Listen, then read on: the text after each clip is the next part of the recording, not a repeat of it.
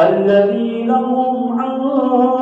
صلاتهم ساهون الذين هم يراءون ويمنعون الماعون آمنت بالله صدق الله مولانا العظيم وصدق رسوله النبي الكريم الأمين اللهم رب اشرح لي صدري ويسر لي أمري واحلل عقدة من لساني يفقهوا قولي اللهم رب زدني علما وعملا اللهم رب زدني علما وعملا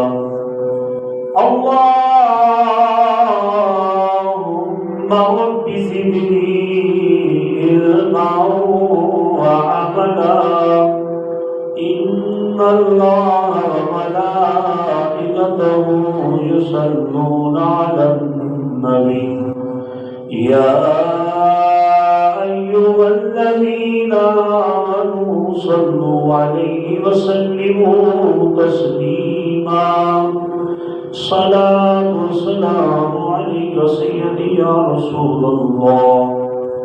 الصلاة والسلام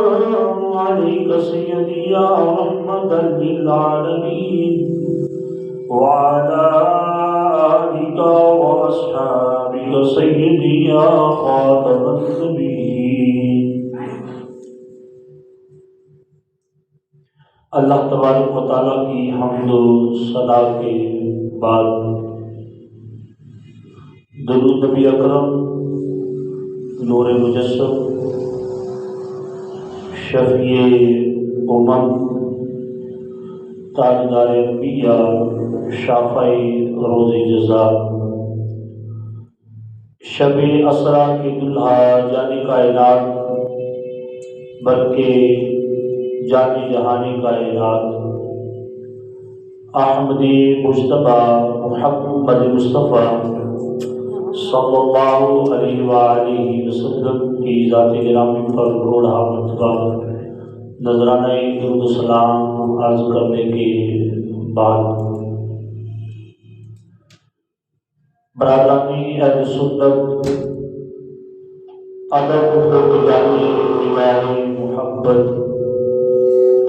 واجب الاحترام بزرگوں دوستوں ساتھیوں السلام علیکم ورحمۃ اللہ وبرکاتہ. بندہ نشید نے قرآن مجید قرآن نشید سے جو سورہ مبارکہ تلاوت کرنے کی سعادت حاصل کی ہے، اس صورت میں اللہ تبارک و تعالیٰ نے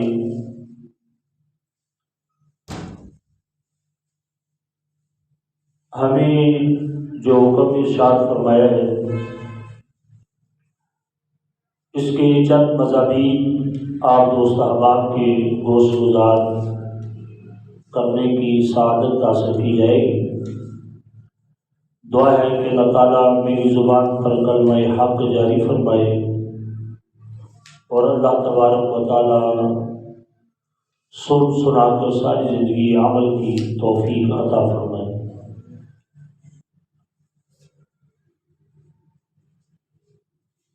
سورہ معون کی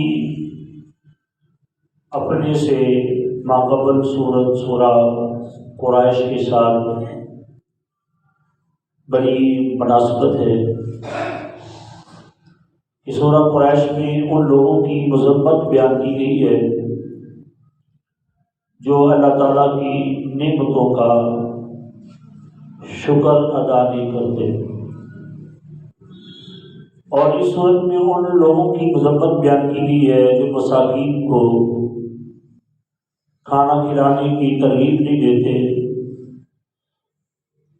اور دوسری مناسبت یہ ہے کہ سورہ قریش میں خانہ کعبہ کے رب کی عبادت کرنے کا حکم دیا گیا ہے، اور سورہ ماؤن میں ان لوگوں کی مذمت کی گئی ہے جو سستی اور کاہلی کے ساتھ نماز ادا کرتے ہیں۔ تو لہذا اللہ تبارک و تعالیٰ قرآن مجید قرآن نشید میں ارشاد فرماتا ہے أَرَأَيْتَ الَّذِي يُكَذِّبُ بِالدِّينِ، بھلا دیکھو تو جو دین کو جھٹلاتا ہے، یعنی کیا تم نے اس شخص کو دیکھا جو دین کو جھٹلا رہا ہے؟ اس آیت مبارکہ کا شان نزول، اس آیت کے شان نزول کے بارے میں ایک قول یہ ہے کہ یہ آیت آس بن وائل سامی کے بارے میں نازل ہوئی۔ وہ قیامت کے دن کا انکار کرتا تھا اور برے کام کی بھی پرہیز نہیں کرتا تھا۔ اور دوسرا قول یہ ہے کہ یہ آیت ولید بن مغیرہ کے بارے میں نازل ہوئی۔ تیسرا قول یہ ہے کہ یہ آیت ابو جہل کے بارے میں نازل ہوئی۔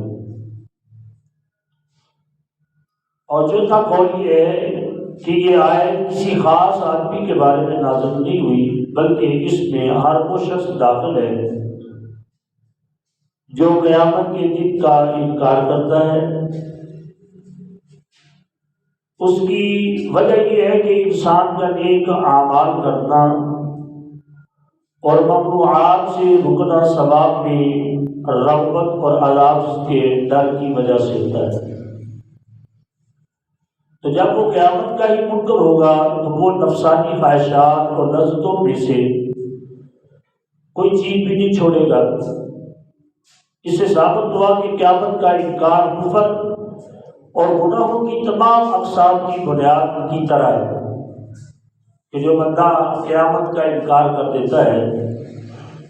تو وہ سمجھ نہیں کہ وہ ہر قسم کا گناہ کر لیتا ہے، اس کے اندر ہر قسم کی برائی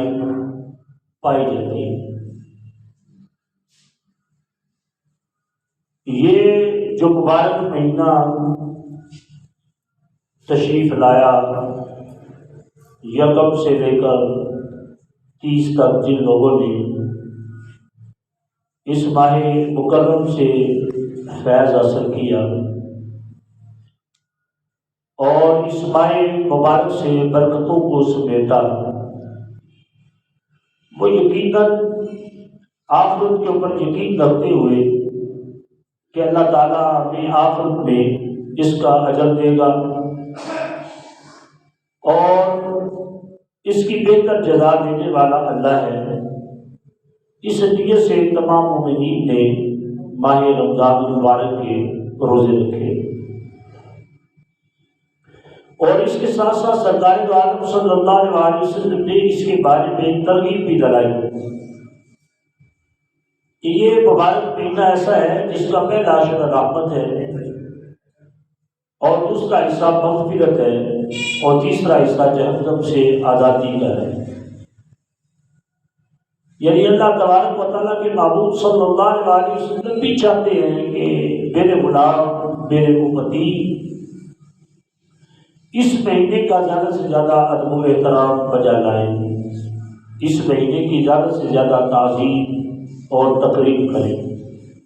اس مہینے میں زیادہ سے زیادہ صدقہ و خیرات نیکیوں والے اعمال کریں۔ سرکار یہ چاہتے ہیں، سرکار کی بھی یہ چاہت ہے۔ اور اللہ تبارک و تعالیٰ بھی فرماتا ہے کہ روزہ فقط میرے لیے رکھا جاتا ہے اور میں ہی اس کی جزا دینے والا ہوں، یعنی اس کی جزا کو اللہ تعالیٰ نے اپنی طرف منسوخ فرما دیا کہ اس کی جزا میں ہی دے سکتا ہوں، کوئی اور جزا نہیں دے سکتا، کیونکہ میرے اور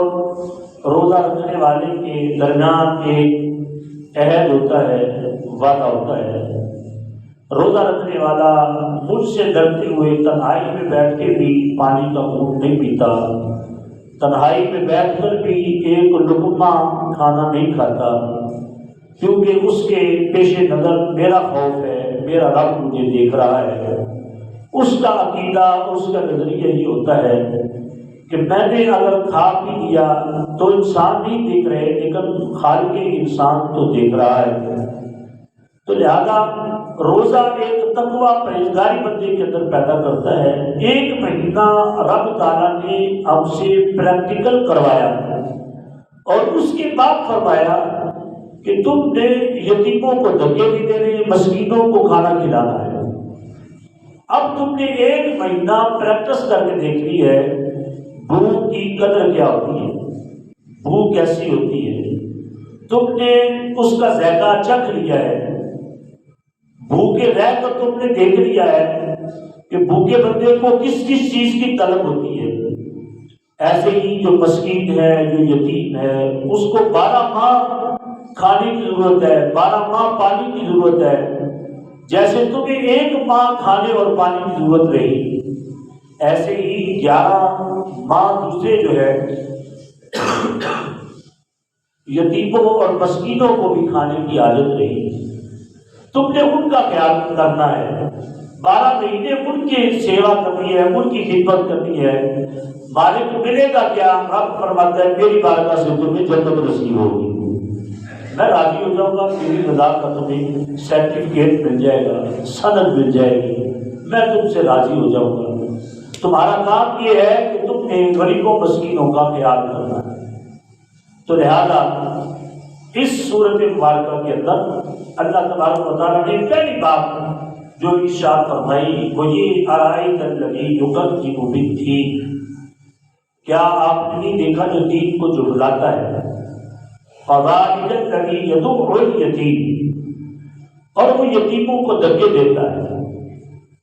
وہ یتیموں کو دھکے مارتا ہے، دھکے دیتا ہے، وہ دروازے پہ آئے تو دھتکار دیتا ہے، وہ یتیموں کو سینے نہیں لگاتا۔ جو دین کو جھٹلانے والا ہے اس کی بات نہیں، جو دیندار ہے وہ تو یتیم کو دھکا دے ہی نہیں سکتا، یتیم کی کفالت، یتیم کی خدمت کی باتوں سمجھ کے کرتا ہے۔ جو دین کو جھٹلانے والا ہے وہی یتیم کو دھکے دے گا۔ یہ اللہ تبارک و تعالیٰ نے قرآن پاک کے اندر یہ بات واضح کر دی، اور اسی چیز کو اللہ تعالیٰ نے جب وہ ہمارے لیے لاگو کیا کہ ماہ رمضان المبارک کے اندر جہاں تم اپنا اور اپنے ہمسائے کا اور اپنے یتیموں مسکینوں کا خیال کرتے ہو، ویسے ہی تم نے 11 ماہ میں بھی ان کا خیال کرنا ہے۔ 11 ماہ بھی تم نے دیکھنا ہے کہ ان کے گھر آگ جلی ہے نہیں جلی، ان کے گھر میں آٹا گوندھا گیا ہے کہ نہیں گوندھا گیا،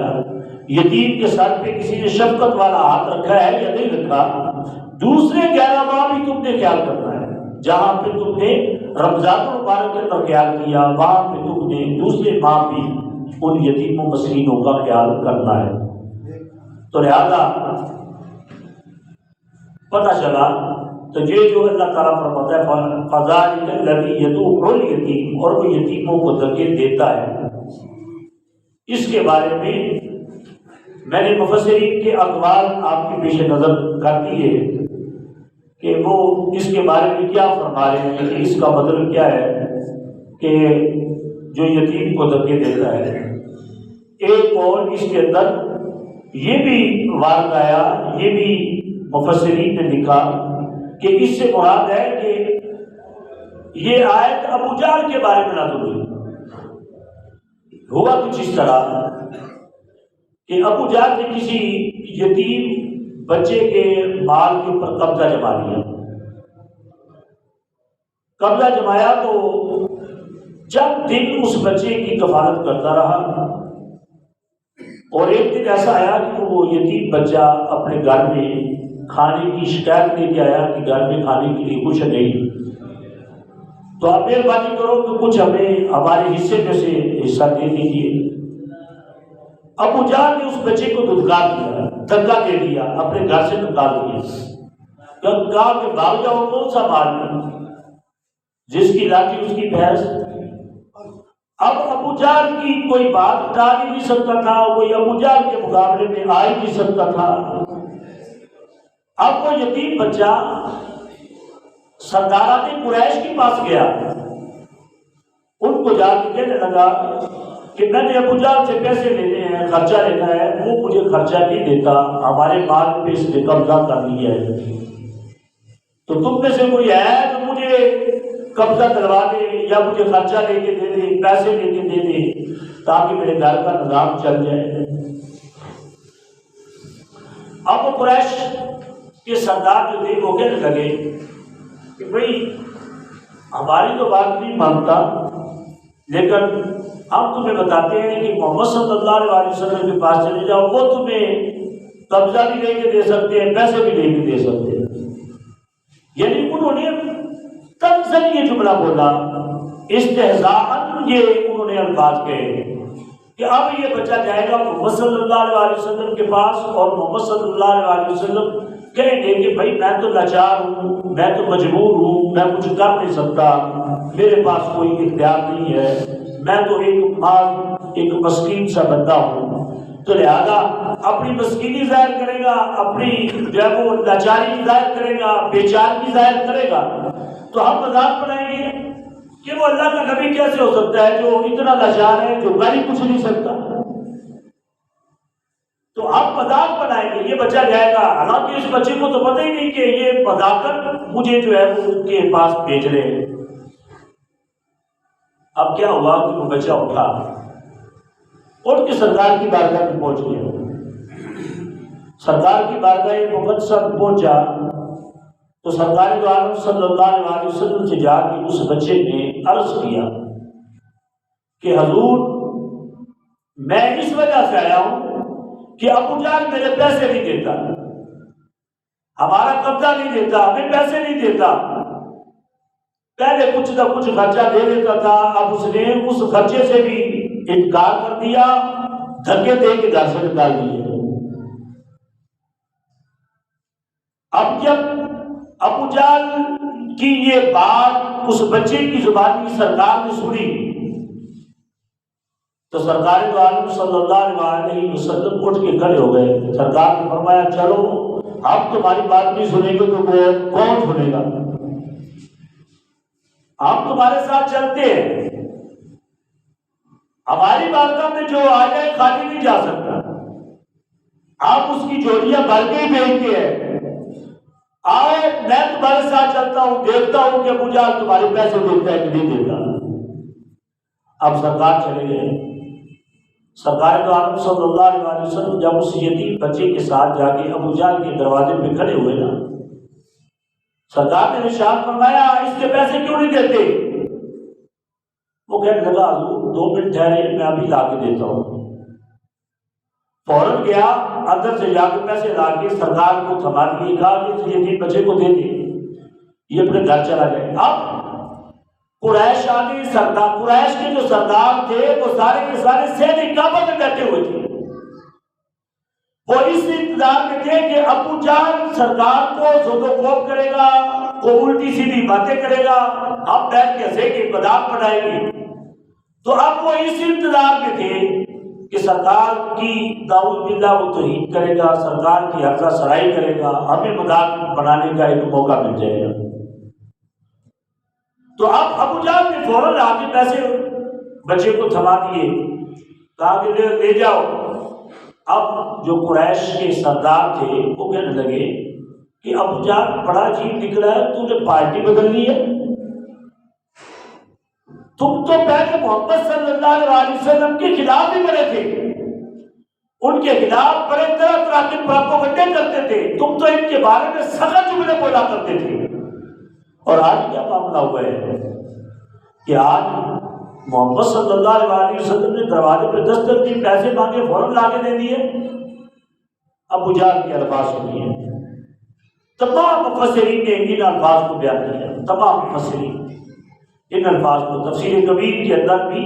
امام فخر الدین رازی علیہ الرحمہ نے، تفسیر خاطر میں لکھا گیا،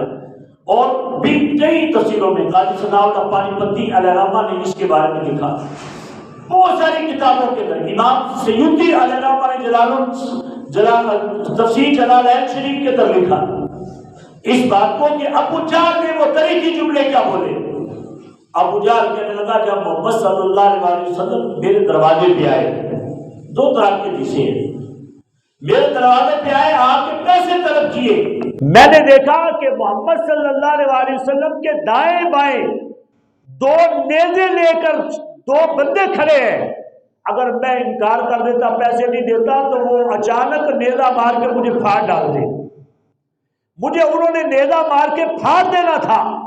دوسری روایت میں ہے کہ میں نے محمد صلی اللہ علیہ وسلم کے دائیں اور بائیں دونوں کندھوں کے اوپر شیروں کو دیکھا ہے، اگر میں انکار کرتا تو وہ شیر مجھے پھاڑ جاتے۔ میں اس لیے انکار نہیں کر پایا، میں نے فوراً گھر سے جا کے پیسے لا کے دے دیے۔ تو وہ تو اتنے جو ہے وہ ان کی اتنی روب تھی، اتنا دبدبا تھا کہ اتنے معاملات تھے۔ اب سرکار لے کے اس یتیم بچے کو اس کے پیسے دلا کے جب قریش کے جو سردار تھے ان کے پاس سے جب گزرے، موتی مطلب تمہارا ہر اشارہ ہو گیا، موتی مطلب تمہارا ہر اشارہ ہو گیا، جب اشارہ ہو گیا مطلب ہمارا ہو گیا، ڈوبتوں کا یا نبی کہتے ہی میرا پار تھا، غم کنارے ہو گئے پیدا کنارہ ہو گیا، نام تیرا ذکر تیرا تو تیرا پیارا خیال، ناتواؤں میں سہاروں کا سہارا ہو گیا، ناتواؤں میں سہاروں کا سہارا ہو گیا۔ ہمارے کریم آقا صلی اللہ علیہ وسلم کا یہ روب ہے۔ ابو جہل کہنے لگا میں اگر انکار کرتا، سرکار کے جو دائیں بائیں نیزے والے تھے وہ نیزہ مار کے مجھے پھاڑ ڈالتے، میں نے اس لیے ان کے پیسے واپس کر دیے۔ خالق کائنات نے فرمایا فذلک یدعو الیتیم، جو قیامت کا منکر ہے وہ یتیموں کو دھکے دے گا، جو قیامت کا ماننے والا ہے یتیموں سے پیار فرمائے گا۔ ہمارے کریم آقا لجپال نبی نے ارشاد فرمایا، حضور علیہ السلام ارشاد فرمانے لگے، حضرت ابو ہریرہ رضی اللہ تعالیٰ عنہ روایت فرماتے میرے حضور نے ارشاد فرمایا مسلمانوں میں سے بہترین گھر وہ گھر ہے جس میں یتیم ہو اور اس کے ساتھ گھر والے اچھا سلوک کرتے ہو۔ پھر سرکار نے فرمایا مسلمانوں میں سے بدترین گھر میں سے وہ گھر بدترین ہے جس کے اندر یتیم رہتا ہو اور گھر والے اس کے ساتھ بدسلوکی کرتے ہو، حسن سلوک نہ کرتے ہو۔ میرے حضور نے ارشاد فرمایا جو یتیم بچی یا یتیم بچے کی کفالت کرتا ہے ان کا خیال رکھتا ہے، اللہ تبارک و تعالی قیامت والے دن فرمائے گا محمد کے ساتھ ہو جا، میں اور وہ بندہ جو یتیم بچی یا بچے کی کفالت کرنے والا ہے، حضور فرماتے ان دو انگلیوں کی طرح یعنی جڑ کے آپس میں جنت میں داخل ہو جائیں گے۔ حضرت ابو امام بالی رضی اللہ تعالیٰ عنہ روایت فرماتے ہیں، کہتے ہیں کہ سرکار دو عالم صلی اللہ علیہ وسلم نے ارشاد فرمایا جو کسی یتیم بچے کے سر پہ آخرت میں یقین رکھتے ہوئے یتیم بچے کے سر پہ شفقت اور محبت کے ساتھ سر پہ ہاتھ رکھتا ہے، ہاتھ کے نیچے جتنے بال آتے ہیں اللہ اتنی نیکیاں عطا فرما دیتا ہے۔ یعنی یتیم بچے کو پیار کرنا، شفقت، صرف شفقت کی ہے، پیار کیا ہے۔ پیار کرنے کا اتنا بڑا اجر ہے، جو یتیم بچے کی کفالت کرے گا اللہ اس کو کتنا بڑا اجر عطا فرمائے گا۔ جو یتیم بچے کا خیال کرتا ہے، اس کے نان و نفقہ کا خیال کرتا ہے، اس کی کفالت کرتا ہے، اس کو پڑھاتا ہے، اس کی تربیت کرتا ہے۔ جو اپنے بچوں کو کھلاتا ہے وہی یتیم بچے کو کھلاتا ہے، جو اپنے بچوں کو پہنائے وہی یتیم بچے کو پہنائے، تو اللہ تعالیٰ کی کتنی اس بندے کے اوپر رحمتیں برسی، کتنا اللہ تعالیٰ خوش ہوگا۔ تو لہذا اللہ تبارک و تعالیٰ ارشاد فرماتا ہے فَذَلِكَ الَّذِي يَدُعُّ الْيَتِيمَ، پھر وہ ایسا ہے جو یتیم کو دھکے دیتا ہے، یتیم کو، یعنی جو آخرت کے اوپر یقین نہیں رکھتا وہی یتیموں کو دھکے دیتا ہے۔ اور بے شمار آیات ایسی ہیں جو یتیموں مسکینوں کا خیال کرنے کی طرف ہمیں ترغیب دلاتی ہیں کہ ہمیں اللہ تعالیٰ کا جا بجا قرآن مجید کے اندر یہ حکم ہے کہ تم نے یتیموں مسکینوں راہگیروں کا خیال کرنا ہے، تمہارے اوپر یہ فرض کر دیا گیا ہے، واجب کر دیا گیا ہے، لازمی کر دیا گیا ہے کہ تم نے یتیموں مسکینوں کا خیال کرنا ہے، ان کی دیکھ بھال کرنی ہے۔ اگر خود نہیں کر سکتے، اللہ تعالیٰ نے دوسری آپشن بھی دی۔ اللہ فرماتا ہے ایک وقت ایسا ہوتا ہے کہ بندے کے پاس اتنے وسائل نہیں ہوتے کہ وہ خود کسی کے ساتھ تعاون کر سکے، کسی کا معاون بن جائے، یتیم اور مسکین کو کھانا کھلانے والا، لباس پہنانے والا، اس کی کفالت کرنے والا بن جائے۔ تو ایسا وقت، بعض دفعہ ایسے وقت بندے کے اوپر نہیں ہوتا، ایسے سورسز نہیں ہوتے، روزگار میں کمی ہوتی ہے، رزق میں کمی آ جاتی ہے، تو ایسا نہیں کر سکتا، تو اللہ تعالیٰ نے دوسری آپشن دی ہے۔ اللہ تبارک و تعالیٰ فرماتا ہے وَلَا يَحُضُّ عَلَىٰ طَعَامِ الْمِسْكِينِ،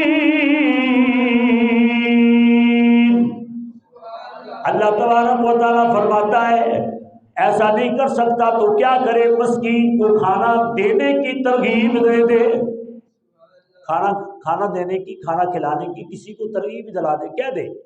کہ فلاں کو کہہ دے کہ بھائی جان اس کو کھانا کھلا دیں، یہ یتیم ہے، یہ مسکین ہے، کسی کو ترغیب تو دلا سکتا ہے۔ اللہ فرماتا ہے جو آخرت پہ یقین رکھتا ہے اس کو چاہیے کہ وہ مسکین کو، یتیم کو کھانا کھلانے کی ترغیب دلائے، لوگوں کو کہہ دے اگر خود نہیں کر سکتا تو، خود کر سکتا ہو پھر کہے کہ لوگ کر دیں گے، تو ایسا کرنا گناہ ہے۔ ایسا کرنا تو اپنے ساتھ بھی گناہ ہوتا ہے۔ مثلا آپ کا جی چاہتا ہے کہ آج میں خربوزہ کھاؤں، خربوزہ کھانے کو آپ کا جی چاہ رہا ہے اور آپ کے پاس پیسے بھی ہیں، آپ کی جیب میں رقم موجود ہے اور اتنی رقم موجود ہے کہ آپ خربوزہ لے کے کھا سکتے ہیں۔ اب شریعت کیا کہتی ہے، جو بندہ خربوزہ کی خواہش رکھتا ہو اور اس کی جیب میں پیسے ہوں اور وہ کھانا کھاتا نہیں ہے، پھر بھی گناہگار ہوتا ہے، پھر بھی وہ گناہگار ہوتا ہے کہ کوئی بات نہیں، کھانے کو جی چاہ گیا ہے تو وہ اب جب وہ کنجوسی نہ کرے، خود کھا لے، اپنا جی چاہ رہا ہے۔ اگر خود پہ پیسے ہونے کے باوجود بندہ خود پہ کنجوسی کر جاتا ہے تو گناہگار ہوتا ہے۔ تو پیسے ہونے کے باوجود کسی کو ترغیب دلائے کہ تم کھلا دو، کسی کو دلائے تو پھر گناہگار نہیں ہوگا، پھر بھی وہ گناہگار۔ اللہ نے آپشن اس کے لیے دی ہے جس کی جیب میں پیسے نہ ہو، جس کے پاس رزق کی فراوانی نہ ہو، رزق کی کمی آ گئی ہو، اس کو فرمایا کہ تم چلو خود نہیں کر سکتے، کسی کو کہہ کے کروا لو، خود بھلا نہیں کر سکتے، کسی کو کہہ کے اس کا بھلا کروا دیا جائے۔ حضرت انس بن مالک رضی اللہ تعالیٰ عنہ روایت فرماتے ہیں، کہتے ہیں کہ نبی کریم رؤوف الرحیم صلی اللہ علیہ وسلم نے ارشاد فرمایا مسکین لوگ جنت میں مالداروں سے 40 برس پہلے جنت میں چلے جائیں گے۔ مسکین لوگ، جو فقیر لوگ ہیں، مسکین لوگ ہیں، یہ 40 برس مالداروں سے پہلے جنت میں چلے جائیں گے۔ اس کا سبب کیا ہے، اس کی وجہ کیا ہے؟ یہ نہیں کہ جو مالدار ہے وہ گناہگار زیادہ ہے اس لیے اس کو 40 برس بعد میں بھیجا رہا ہے، نہیں، وہ مالدار تھا، اب وہ مال کا حساب دے رہا ہے، حساب کی وجہ سے وہ پیچھے رہ گیا۔ مسکین سے تو مال کا حساب ہی نہیں ہونا کیونکہ اس کے پاس مال تھا ہی نہیں، وہ جو اللہ نے دیا وہ کھا پی کے دنیا سے چلا گیا، اس مسکین سے حساب کتاب نہیں ہونا، اس لیے وہ مالدار سے پہلے جنت میں چلا جائے گا۔ 1-2 دن نہیں بلکہ سرکار فرماتے ہیں 40 سال پہلے جنت میں چلا جائے گا۔ وہ مالدار تو پیچھے مال کا حساب دے رہا ہے۔ اور اس بات کو بھی یاد رکھیں، حساب مال کا اس سے ہے جس نے حلال کمایا ہوگا، جس نے مال حلال طریقے سے کمایا، حساب اس کا ہے۔ جس نے حرام کمایا ہے اس کا تو حساب ہے ہی نہیں، اسے تو پوچھ گچھ ہو رہی ہی نہیں، صرف اتنا ہی پوچھے گا رب تعالیٰ حرام کیوں کمایا ہے؟ میں نے تمہیں 2 ہاتھ نہیں دیے تھے، 2 پاؤں نہیں دیے تھے؟ ان ہاتھوں سے کما کے کھاتا، ان پاؤں سے چل کے جاتا، کاروبار کرتا، رزق کی تلاش کرتا۔ تمہیں میں نے پاؤں دیے تھے، ہاتھ دیے تھے، حرام کمانے کھانے کے لیے نہیں، بلکہ ہم نے تمہیں ہاتھ اور پاؤں حلال طریقے سے کمانے اور کھانے کے لیے عطا فرمائے تھے۔ تو جس کا مال حلال ہوگا اس مالدار کا حساب ہونا ہے۔ جس مالدار کے پاس حلال کا پیسہ ہی نہیں ہے اس کا تو حساب ہی نہیں ہوگا، وہ تو بغیر حساب کے وہاں جائے گا جہاں پہ دوسرے مالدار ہوں گے، قارون جیسے، فرعون جیسے، جہاں پہ دوسرے مالدار ہوں گے۔ اور حدیث مبارکہ کے اندر ایسا بھی آتا ہے، سرکار فرماتے ہیں اس مالدار کے جس نے حرام طریقے سے مال کمایا ہے وہ مال اس کے سر پہ لاد دیا جائے گا، لاد کے رب فرمائے گا لے جا اس کو بھی جہنم میں لے جا، یہ بھی تو تیرا مال بھی جہنم میں ہو، جہنم کا تم ان دونوں۔ اور جس مال کو، جس سونے کو، چاندی کو بندہ سنبھال کے رکھتا ہے، اللہ سورہ توبہ کے اندر فرماتا ہے قیامت والے دن یہی سونا، یہی چاندی آپ پگھلا کے اس بندے کی پیٹھ پہ لگائیں گے۔ یہ سونا تم نے اتنے چھنے بھر بھر کے گھر میں رکھ لیے، تیرے گھر میں اتنے تولا سونا پڑا رہا، تیرے پڑوس کے اندر یتیم بچے رہتے تھے، بیوہ عورت رہتی تھی، مسکین بچے رہتے تھے، تو نے اپنے چھنے بھر بھر کے گھر میں رکھے، یتیم مسکین کا خیال ہی نہیں کیا ہے۔ یہ لو آج تمہارا یہ مال پگھلا کر تمہاری پیٹھ پہ لگایا جاتا ہے، اور اس مال کو لے کر تم بھی جہنم میں چلے جاؤ، اس بندے کو جہنم میں ڈال دیا جائے گا۔ تو حضرت لہذا پتہ چلا کہ جو مالدار یتیموں مسکینوں کا خیال کرتا ہوگا،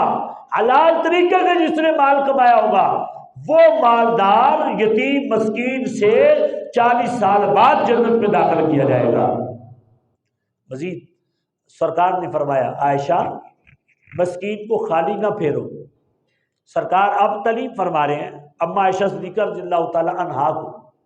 اب اما عائشہ صدیقہ نے کتنی دیانتداری فرمائی، یہ جو پیغام سرکار کا تھا ساری امت کو پہنچا دیا، اور قیامت کی دیواروں تک یہ پیغام اما عائشہ صدیقہ کا قائم و دائم رہے گا۔ اما عائشہ نے یہ پیغام، اما عائشہ کو سرکار نے فرمایا عائشہ مسکینوں کا خیال کرنا، تیرے دروازے پہ مسکین آ جائے کبھی اس کو خالی نہ لوٹانا، کبھی خالی نہ لوٹانا۔ اما عائشہ صدیقہ فرماتی ہیں ایک وقت ایسا آ گیا، ایک وقت ایسا آیا، سرکار نے ہماری تربیت فرمائی ہوئی تھی، ایک وقت ایسا بھی آ گیا کہ ایک عورت کے پاس 2 بچے، 2 بچوں کو لے کے وہ عورت ہمارے گھر آ گئی، ہمارے در دولت میں تشریف لے آئی۔ وہ در دولت جہاں پہ رب تعالیٰ کی رحمت کے فرشتے ہم وقت اترتے ہیں، یہ وہ در دولت ہے اما عائشہ صدیقہ کا وہ حجرہ ہے جہاں پر حضرت جبریل علیہ السلام ڈائریکٹ وحی لے کے نازل ہوا کرتے تھے۔ کسی اما کے بستر کے اوپر حضرت جبریل وحی لے کے نازل نہیں ہوئے، لیکن ایک اما عائشہ صدیقہ رضی اللہ تعالیٰ عنہا ہے جن کے بستر کے اوپر بھی حضرت جبریل امین وحی لے کے نازل ہوا کرتے تھے۔ اما عائشہ صدیقہ فرماتی ہیں ایک وقت ایسا آیا کہ ایک عورت آئی، اس کے حلیے سے لگتا تھا کہ بڑے دور دراز علاقے سے آئی ہے، اور اس کے بالوں پہ گرد پڑی ہوئی، اس کے چہرے کی ہوائیاں اڑی ہوئی، چہرے سے لگتی تھی کہ کئی دن ہو گئے ہیں اس کو کھانا نہیں ملا، کئی دنوں سے یہ بھوکی پیاسی ہے۔ اما عائشہ صدیقہ فرماتی ہیں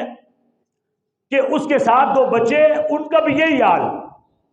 آ کے اس نے صدا لگا دی، میری بارگاہ میں اس نے عرض کر دی اے مومنوں کی امی جان، مجھے اور میرے بچوں کو بھوک ہے،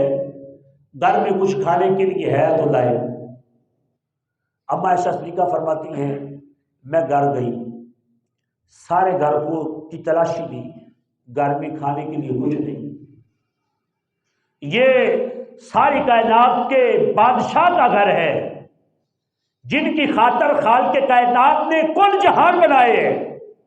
اما عائشہ صدیقہ فرماتی ہے اس دن ہمارے گھر میں کوئی شے نہیں، اس لیے ہمارے اعلیٰ حضرت نے فرمایا تھا کہ یہ 2 گھرانہ وہ ہے جو لوگوں کو لٹانے کے لیے آیا، لوگوں کو دینے آیا ہے۔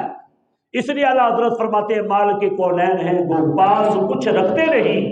دو جہاں کی نعمتیں ہیں ان کے خالی ہاتھ میں۔ تو حضرت اما عائشہ صدیقہ فرماتی ہے میں نے سارا گھر کھولا، سارا گھر دیکھا، سارے گھر میں سے مجھے ایک کھجور ملی، میں نے وہ کھجور گھر نہیں رکھی، میں نے کہا اسی کو دے دیتی ہوں، ہو سکتا ہے اس کا کچھ نہ کچھ گزارا ہو جائے۔ اما عائشہ فرماتی ہے میں نے وہ کھجور اس مسکین عورت کو دے دی، تو مسکین عورت نے کیا کیا، چاہیے تو یہ تھا کہ وہ کھجور پکڑتی اپنے منہ میں ڈال لیتی۔ اما عائشہ صدیقہ فرماتی ہے نہیں، بلکہ اس عورت نے کھجور کے دو حصے کیے،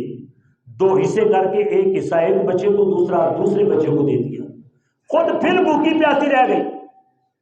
اما عائشہ صدیقہ فرماتی ہے میں نے یہ سارا منظر نوٹ کیا، نوٹ کرنے کے بعد جب مدنی مکی مصطفیٰ کریم میرے گھر تشریف لائے تو سرکار نے جب آ کے گھر میں قدم رنجا فرمایا، اما عائشہ صدیقہ فرماتی ہے میں نے سرکار کو سارا معاملہ پیش کیا کہ یا رسول اللہ صلی اللہ علیہ وآلہ وسلم آج ایک بڑا عجیب سا معاملہ ہوا کہ مسکین عورت آ گئی، گھر میں بھی کچھ نہیں تھا دینے کے لیے، ایک ہی کھجور تھی میں نے دی، جو کھجور میں نے دی اس کے اوپر مجھے تعجب یہ ہوا کہ وہ عورت خود بھوکی پیاسی تھی، لیکن اس کے باوجود بھی اس نے خود نہیں کھایا، اس کے دو بچے تھے آدھا آدھا پیس کر کے اپنے بچوں کو دے دیا، خود نہیں کھایا۔ ماں اپنے بچوں سے اتنی محبت کرتی ہے، اتنا پیار کرتی ہے، سرکار نے فرمایا عائشہ یہ تو اس ماں کی بات ہے نا، ہمارا رب اس ماں سے 70 گنا زیادہ بندے سے پیار فرماتا ہے، 70 گنا زیادہ محبت کرتا ہے بندے سے، تو یہ تو پیار ہی کچھ نہیں، اللہ تو 70 ماؤں سے بھی بڑھ کے پیار کرتا ہے۔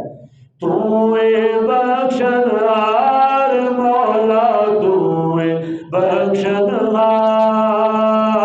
توئے بخشنہار مولا توئے بخشنہار، 70 ماوا نالو ود کے، 70 ماوا نالو ود کے کرنا ہے تو پیار، توئے بخشنہار مولا توئے۔ آپ بھی کہہ لیں اگر آپ کا یقین ہے، آپ کا یہ عقیدہ ہے، آپ کا اگر نظریہ ہے ہمارا رب ہمارے ساتھ 70 ماؤں سے بھی بڑھ کے پیار کرتا ہے، یہ کہہ لیجئے توئے بخشنہار مولا توئے، توئے بخشنہار مولا توئے بخشنہار، 70 ماوا نالو ود کے، 70 ماوا نالو ود کے کرنا ہے تو پیار، توئے بخشنہار مولا توئے بخشنہار، بخشنہار مولا توئے بخشنہار۔ اللہ فرماتا ہے میں اس کی بخشش فرماتا ہوں جو مجھ سے ڈر جاتا ہے، میرا خوف اپنے سینے میں نازل کر لیتا ہے، میرا خوف جس کے سینے میں بیٹھ جاتا ہے میں اس کی بخشش فرماتا ہوں۔ اس لیے امیر اہل سنت فرمانے لگے تیرے خوف سے، تیرے ڈر سے ہمیشہ میں تھر تھر رہوں گا، بتایا الہی میں تھر تھر رہوں گا، بتایا الہی نہ پاؤں میں اپنا بتایا الہی، میرے عشق بہتے رہے کاش ہر دم تیرے خوف سے یا خدا یا الہی، نہ پاؤں میں اپنا بتایا الہی، محبت میں اپنی گمایا الہی۔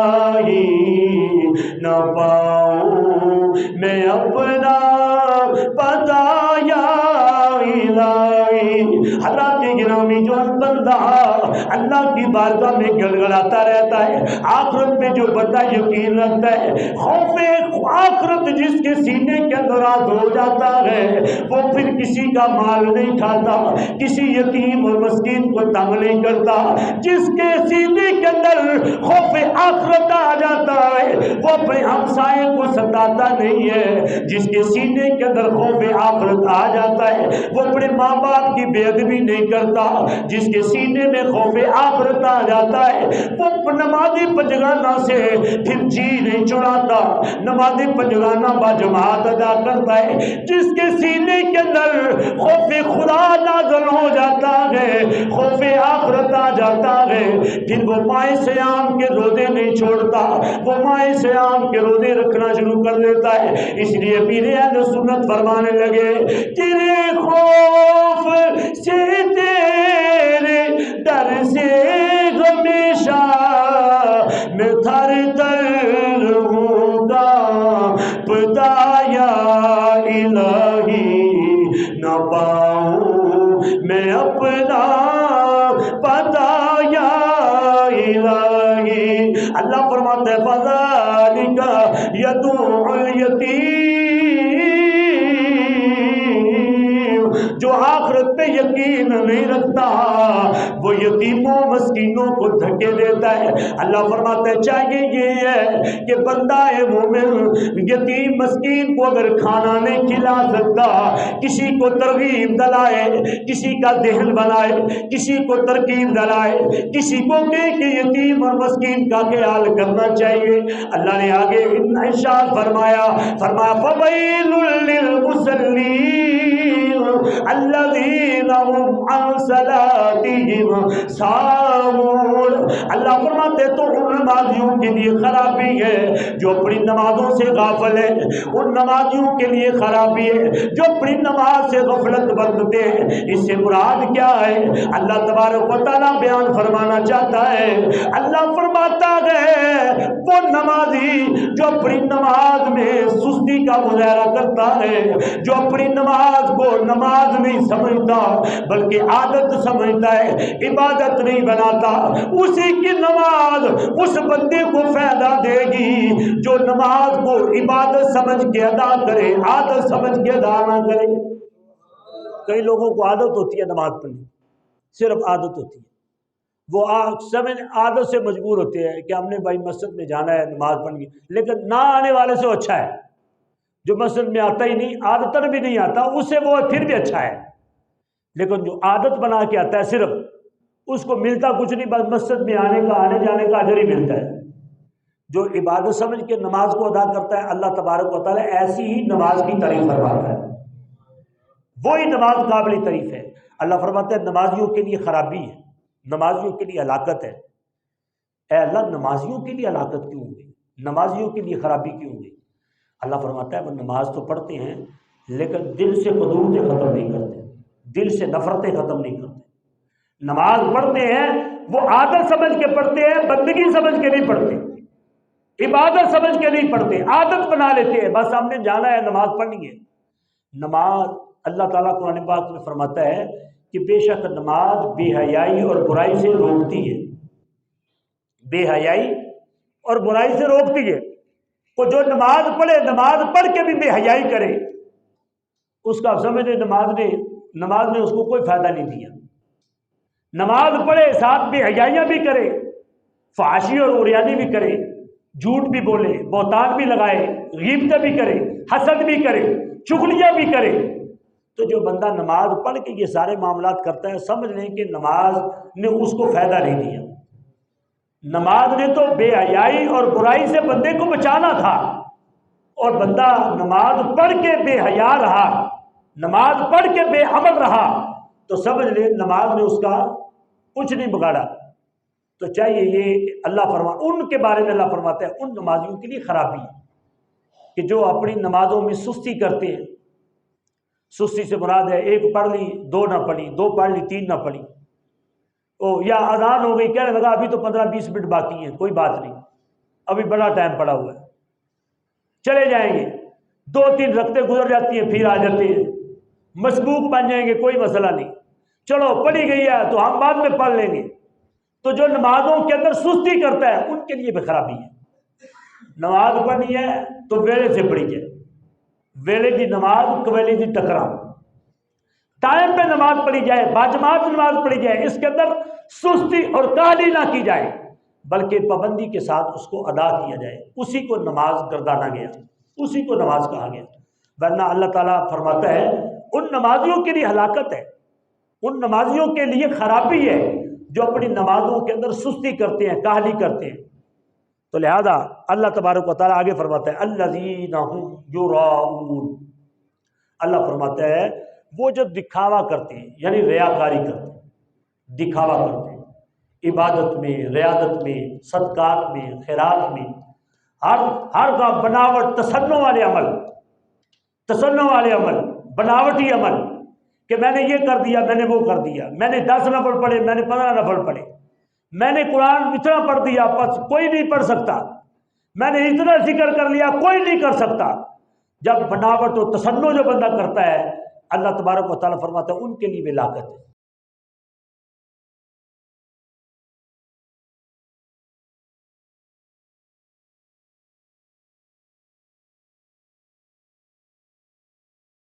کرتا ہے جس بندے کے اندر ریاکاری کا بیج اگ جاتا ہے، پھر اس کو کاٹ کے پھینکنا بڑا مشکل ہو جاتا ہے۔ جس بندے کے اندر ریاکاری کرنے کی عادت نمایاں ہو جاتی ہے تو پھر اس کو سمجھانا بڑا مشکل ہو جاتا ہے۔ آج کل جو ہے وہ معاملات بڑے الٹ پلٹ ہیں۔ اللہ تعالیٰ فرماتا ہے ان نمازیوں کے لیے ہلاکت ہے جو ریاکاری کرتے ہیں، جو دکھاوا کرتے ہیں، دکھاوے کی نماز، جو دکھاوے کی عبادت کرتے ہیں، ان کے لیے خرابی ہے۔ اور آگے اللہ تبارک و تعالیٰ فرماتا ہے الذین هم یراؤون ویمنعون الماعون، ویمنعون الماعون، ان کے لیے بھی ہلاکت ہے جو معمولی سی چیز برتنے کے لیے نہیں دیتے، معمولی چیز بھی برتنے کے لیے نہیں دیتے۔ اپنے ہمسایہ آ جائے، وہ کہے کہ بھائی دابڑا دے دو، وہ کہتے ہیں ہمارے گھر تو ہے ہی نہیں،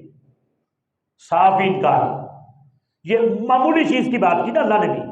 وَيَمْنَعُونَ الْمَاعُونَ، اللہ فرماتے ہیں معمولی سی چیز بھی برتنے کے لیے نہیں دیتے۔ مفسرین نے، امام ابو قتادہ نے تو سوئی کی بات کی، سوئی کی، دیشکی کی بات کی، پیالی کی بات کی، پانی کے گلاس کی بات کی، کہ یہ معمولی چیزیں ہیں۔ کوئی سیڑھی مانگنے آ جائے، کہتے ہیں ہمارے گھر کوئی نہیں، اور پڑی سامنے ہوتی ہے، کہتے ہیں ہمارے پاس نہیں ہے، ہم نہیں دے سکتے، ہمارے پاس ہی نہیں، انکار ہی کر دیا۔ اللہ فرماتے ہیں ایسے لوگوں کے لیے بھی ہلاکت ہے کہ جو مانگنے کی معمولی چیز بھی برتنے کے لیے اپنے مسلمان بھائی کو نہ دے سکے، اس نے اسلام کا کیا کام کرنا ہے، کیا خدمت اسلام کرے گا؟ جو اپنے بھائی کو سوئی نہیں دے سکا، جو اپنے بھائی کو اپنے گھر سے سیڑھی نہیں دے سکا، جو اپنے بھائی کو گھر سے دابڑا نہیں دے سکا، وہ اسلام کے لیے جان کیسے دے سکے گا؟ اسلام کے لیے جہاد کیسے کر سکے گا؟ وہ جو ہے وہ دلی کے شاہی قلعے کے اوپر اسلام کا جھنڈا کیسے لہرا سکتا ہے؟ وہ جو ہے وہ کیسے اسلام کا نفاذ جو ہے وہ ملک پاکستان کے اندر کر سکتا ہے، جس کے اندر اتنی جرأت نہیں ہے کہ اپنے بھائی کو مانگنے کی، برتنے کی معمولی چیز دے سکے، جس کے اندر اتنی طاقت نہیں ہے، بیچارہ اتنا اندر سے سڑیل ہے، اتنا تنگ دل ہے، اتنا سنگ دل ہے، جو اس قدر گیا گزرا ہے، وہ دین کی کیا خدمت کرے گا؟ وہ قوم اور ملت کی کیا خدمت کرے گا؟ وہ آگے بڑھ کے کیا اپنے بال بچوں کو کیا تربیت دے سکے گا؟ باپ ہی ہوتا ہے، ماں ہی ہوتی ہے جو بچوں کو دلیر بناتی ہے۔ اور سلطان محمود غزنوی کو ماں نے ہی جنم دیا تھا۔ حضرت دادا علی حجویری نے جو پنجاب کی دھرتی پہ آ کے توحید کے علم لہرائے، توحید کے ڈنکے کے بجائے، وہ حضرت دادا علی حجویری کو جنم دینے والی ایک ماں ہی تھی، ان کی تربیت کرنے والا ایک باپ ہی تھا۔ سلطان صلاح الدین ایوبی کی تربیت کرنے والی اس کی ماں تھی، اس کا باپ تھا۔ جب تربیت اعلیٰ ہوتی ہے، پھر آگے جو نسلیں ہوتی ہیں وہ بھی اعلیٰ پیدا ہوتی ہے۔ ہمیں چاہیے، ہم چاہتے ہیں کہ ہماری آگے والی جو نسل ہے وہ تربیت یافتہ ہو اور آگے چل کے ملک و قوم کی خدمت سر انجام دے سکے۔ ہم نے اپنی اولاد کو، اپنی نسل کو یہ ترغیب دینی ہے، بیٹا یہ تو معمولی سی چیز ہے، ہمسائے نے سوئی دھاگا مانگا ہے، ہمسایہ اگر آٹا بھی مانگتا ہے آٹا بھی دینا ہے، ہمسایہ اگر ہم سے ہمارے گھر میں سے جہاں آ کے کہتا ہے کہ ہمارے گھر بچے نے کھایا نہیں ہے، اس کے گھر میں کھانا بھی مکمل پہنچا دو پھر بھی کم ہے، اس کا تم نے خیال کرنا ہے۔ ہمارے سرکار فرماتے ہیں خدا کی قسم وہ بندہ مومن نہیں، خدا کی قسم وہ بندہ مومن نہیں، خدا کی قسم وہ بندہ مومن نہیں۔ سرکار نے 3 قسمیں کھانے کے بعد ارشاد فرمایا، صحابہ نے عرض کیا حضور کون بندہ مومن نہیں ہے؟ سرکار نے فرمایا جس کا ہمسایہ اس سے تنگ ہو وہ بندہ مومن نہیں ہو سکتا۔ ہمسایہ کو تنگ نہ کیا جائے، اب اگر ہمسایہ تنگ ہے سرکار فرماتے ہیں وہ بندہ مومن نہیں ہے۔ تو گھر میں سب کچھ ہونے کے بعد وَيَمْنَعُونَ الْمَاعُونَ، اللہ فرماتے ہیں معمولی چیز بھی برتنے کے لیے نہیں دیتے۔ یہ ایک آگے ہمارا آگے المیہ یہ ہے، تو برتنے کی چیز ہم کیوں نہیں دیتے؟ اب ہم نے یہ اس بات کی طرف غور کرنا ہے، برتنے کی ہم گھروں سے انکار کیوں ہوتا ہے؟ اس وجہ سے ہوتا ہے کہ جو لے جاتا ہے رفو چکر ہو جاتا ہے۔ لینے والے کو بھی خیال کرنا چاہیے، اگر کسی کی چیز لی ہے برت کے واپس کر دی جائے۔ اسی وجہ سے لوگ ہمدردی نہیں کرتے کہ کوئی لے جاتا ہے تو واپس ہی نہیں کرتا، اس وجہ سے یہ چیز کم ہوتی چلی جائے۔ سرکار فرماتے ہیں جو تم اپنے لیے پسند کرو وہی مومن مسلمان بھائی کے لیے پسند کرو۔ امام غزالی علیہ الرحمہ نے احیاء العلوم کے اندر ایک بات لکھی، ایک واقعہ نقل فرماتے ہیں احیاء العلوم کے اندر، فرماتے ہیں ایک درزی تھا۔ آپ آج تقریباً آپ یہ بات آسانی سے سمجھ آئیں گے کیونکہ ہر بندے کو درزی کے ساتھ آج کل تعلق ہے۔ درزی تھا تو درزی بڑا دیانتدار ایماندار، اس کے پاس ایک کسان آیا کرتا کپڑے سلوانے کے لیے۔ جب کپڑے سلوانے وہ کسان آتا تو کسان کھوٹا پیسہ دے کے چلا جاتا، کھوٹا پیسہ اس درزی کو دیتا، درزی چپ کر کے وہ کھوٹے پیسے رکھ لیتا، کپڑا اس کو تھما دیتا، اس کے سوٹ سلائی کر کے دے دیتا۔ وہ عرصہ دراز تک یہ عمل کرتا رہا، یہ عمل عرصہ دراز تک دہراتا رہا۔ ایک دن ایسا آیا کہ کسان کپڑے لینے آیا، اب وہ درزی خود دکان پہ نہیں، اس کا شاگرد ہے۔ جب شاگرد سے کسان نے کپڑے مانگے، اس نے کہا بھائی پیسے لاؤ کپڑے لے لو۔ پیسے دیے تو وہ نکلی تھے، کھوٹے تھے۔ وہ شاگرد کہنے لگا کہ بابا جی پیسے نکلی ہیں، کھوٹے ہیں، اصلی پیسے دے، جو رائج سکہ ہے وہ دے، اصلی پیسے دے پھر کپڑے لینا۔ وہ کسان کہنے لگا میں تو عرصہ دراز سے یہی پیسے دے کے جاتا ہوں تمہارے مالک کو، تمہارے استاد کو یہی پیسے دے کے جاتا ہوں، وہ تو مجھے دے دیتا ہے، تو آج تم کیوں رکاوٹ بن گئے ہو؟ اس نے کہا استاد کی بات استاد جانے، لیکن آج میں مالک بن گیا ہوں، مجھے پیسے اصلی دو گے تو پھر تمہیں دوں گا۔ تو آج پھنس گیا، کسان نے وہ پیسے دے دیے، اصلی دے دیے۔ اب درزی واپس آیا دکان پہ آ کے شاگرد سے پوچھنے لگا کہ وہ کسان آیا تھا کپڑے لے گیا ہے؟ اس نے کہا حضور لے گیا ہے، تو وہ پیسے مجھے نکلی دے رہا تھا، کھوٹے پیسے دے رہا، کہہ رہا میں عرصہ دراز سے تمہارے استاد کو یہی پیسے دیتا ہوں، وہ چپ کر کے رکھ لیتا، تم بھی رکھ لو۔ میں نے کہا وہ رکھتے ہوں گے، میں نے تو نہیں رکھنے، میں نے اصلی لینے ہیں، میں نے کھوٹے نہیں لینے، اصلی لوں گا۔ تو حضور عرصہ دراز سے یہ معاملہ کرتے رہے، کیا وجہ ہے، کیا سبب ہے، کیوں ایسا کیا؟ درزی کے خوبصورت جملے، درزی کہنے لگے، فرمانے لگے، امام غزالی فرماتے ہیں اس درزی نے اپنے شاگرد کو فرمایا کہ بیٹا میں کھوٹا سکہ کھوٹے پیسے اس سے اس لیے لے لیتا ہوں تاکہ یہ کھوٹے پیسے لے کر ہمارے کسی دوسرے مسلمان بھائی کو تنگ نہ کرے، میں اس لیے لے لیتا ہوں کہ میں ہی تنگ ہو جاؤں، دوسرا مسلمان بھائی تنگ نہ ہو، کسی دوسرے کو یہ فراڈ نہ لگائے، دوسرے کو یہ کھوٹے پیسے دے کے اس سے سودا نہ لے جائے، مجھے نقصان ہوتا ہے ہو جائے لیکن میرے دوسرے مسلمان بھائی کو نقصان نہیں ہونا چاہیے۔ تو لہذا ہمارے اسلاف کی زندگیاں ایسی ہیں، ہمارے اسلاف خود تنگی برداشت کر لیتے ہیں، خود لاس برداشت کر لیتے ہیں، لیکن دوسرے مسلمان بھائی کو تنگ نہیں کرتے۔ اور ایسا ہی احیاء العلوم کے اندر ایک واقعہ اور لکھا امام غزالی علیہ الرحمہ نے، فرمانے لگے ایک محلے میں نا ایک گھر تھا، وہاں پہ بے شمار چوہے تھے، سارے محلے کے سارے علاقے کے ایسے ہیں جیسے سارے چوہے اکٹھے ہو کے وہاں آ گئے۔ یہ امام غزالی علیہ الرحمہ احیاء العلوم کے اندر لکھ رہے ہیں۔ اس گھر کے اندر چوہے چوہے رہتے، اور جس بردے درویش بندے کا وہ گھر ہے، کوئی بندہ اسے ملنے کے لیے گیا تو اس نے دیکھا کہ بستروں کے اوپر بھی چوہے چڑھے ہوئے، برتنوں پہ بھی چوہے چڑھے ہوئے، سارے گھر میں چوہے بھاگے پھر رہے ہیں۔ اور دوست ہے تو دوست نے جا کے دوست کو مشورہ دیا کہ جناب حضرت صاحب قبلہ، آپ کے گھر میں چوہے بڑے ہیں، یا تو ان کو مار دو